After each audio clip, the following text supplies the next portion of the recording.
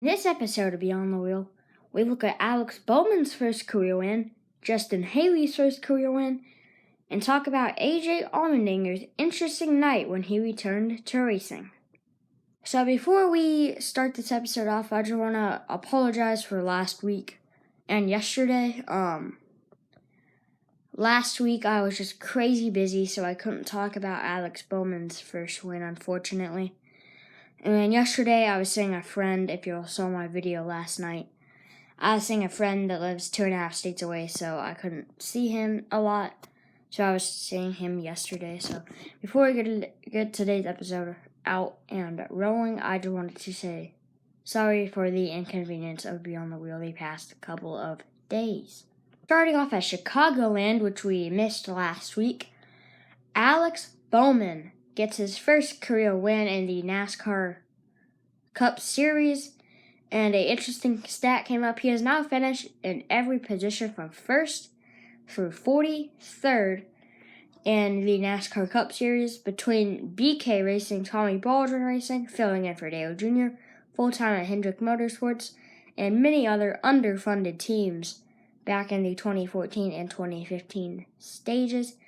So Alex Bowman gets his emotional first career win. We all knew it was coming. He had that streak of 3 second-place finishes in a row. And by then, we all knew that Alex Bowman was the real deal. He was going to get the win. And he finally does it at Chicagoland. And thankfully, he did not fail post-race inspection. We all knew that if he failed post-race inspection, NASCAR would have a lot of fans turned off. Thank God he passed. And we can now rejoice and say Alex Bowman has a Cup win. Starting us off in second, I wanted to talk about AJ Allmedingers' interesting return to NASCAR in the Xfinity race at Daytona, a race which Colleague Racing, the team he was racing for, finished 1, 2, 3, but by Monday it was 1, 2, and 40th. AJ Allmendinger ran good all night, won stage 2, I believe. Had a very consistent night up front. It was Colleagues Racing's first career win in the Xfinity Series, Justin Haley. The Cup winner came in second, and AJ Allmendinger at first place came in third and ended up in 40th about 2 hours later as he failed post-race inspection. Now, I'm not sure what happened with his car. I did not read the whole article, but one of the NASCAR reporters reported AJ Allmendinger has failed post-race technical inspection after third-place finish at Daytona. He was hoping to keep that third-place finish, however, he did not. So, AJ Allmendinger has been credited with no money, no third place, no points. And AJ Allmendinger is hoping to come back for another race and get it done again. Now, AJ Allmendinger, y'all know him. He got kicked out of his JT Doherty racing ride and gave it up to Ryan Preece in the 2018 offseason. He has one Cup win in 2014 at the Glen. He was a very consistent driver throughout his career, a mid-20th, 25th place driver. One of those mid-tier teams that's about a lap down every race. He's had a few career highlights like his 2014 career win, his 2017 Talladega flip, and a few other ones. But he came back on Saturday night, and so he was really hoping to get that third place finish. It would have been a 1, 2, 3 for Colleague Racing after Ross Chastain getting their first career win for the team. And that's that.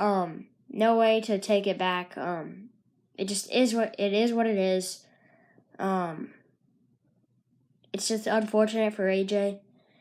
But yeah, I just wanted to get that out of the way before we talk about the outstanding Cup race on Sunday. So moving on to Sunday. How on earth did that happen? Justin Haley won the race at Daytona, the Coke Zero Sugar 400 at Daytona International Speedway.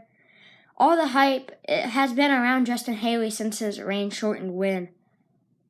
But I don't look at Justin Haley. I know he's a good driver, almost won the Truck Championship, has won a couple Xfinity races, almost won the Xfinity race last year, however had it taken away from him for passing below the line, which is a debatable pass. I do not think he went below the line personally, and I think he should have won that race. But, NASCAR's going to be stupid and take it away, so. Anyways, Justin Haley won Sunday's Coke Zero Sugar 400 at Daytona with Spire Motorsports. That's right, the number 77 car who bought out Furniture Row Racing's number 77 car after Furniture Row Racing announced their retirement closing, if you will, after the 2018 season. They were literally getting last place every race. They were a start and park team. They were 20 laps down every race. And Spire Motorsports came out to Daytona, was at one point a lap down, got back on the lead lap, missed the big one with 40 laps to go, and somehow, out of pure luck, Kurt Busch pitted, Spire Motorsports and Justin Haley stayed out. Lightning struck on the backstretch. They parked the race, and they eventually called it, and Spire Motorsports and Justin Haley won the race. But as well as second place, William Byron gets his best career finish. Jimmy Johnson in third, good points day for him. Fourth place, Ty Dillon, best career finish for him. So some notable finishers up there in the front. But just congrats to Justin Haley. He passed post-race technical inspection. So that is good for him. Good for Justin, good for Spire Motorsports. Probably the biggest upset in the past 5 decades, past 50 years of NASCAR. I mean, you've had a couple good upsets the past couple of years. I can't think of any off the top of my head right now. But I know there has been a couple of good upset victories in NASCAR recently. And this is probably the biggest of them all. Justin Haley, Spire Motorsports, that's 77 team. We're talking about the 77. We're not talking about, like the 34 or the 37. A team that has potential, but we're talking about the 77. 7-7. The 77 car won this race. The 77. Good for Justin Haley, good for Spire Motorsports. Upset of the past 5 decades. So good for them. And that race, I'll give it a solid 80%.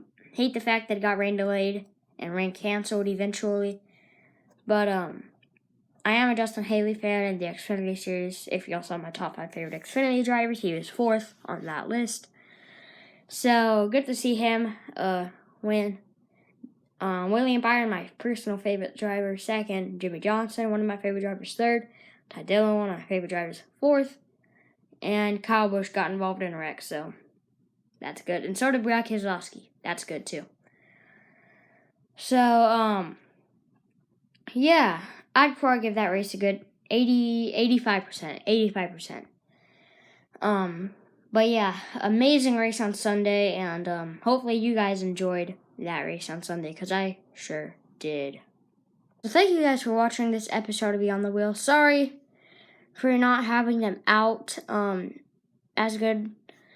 But they are now Monday and Friday episodes. Sorry I could not get it out yesterday, but again, I had a friend that I only get to see once a year in the summer, because he lives 2.5 states away from me. He lives in Arizona, so yeah.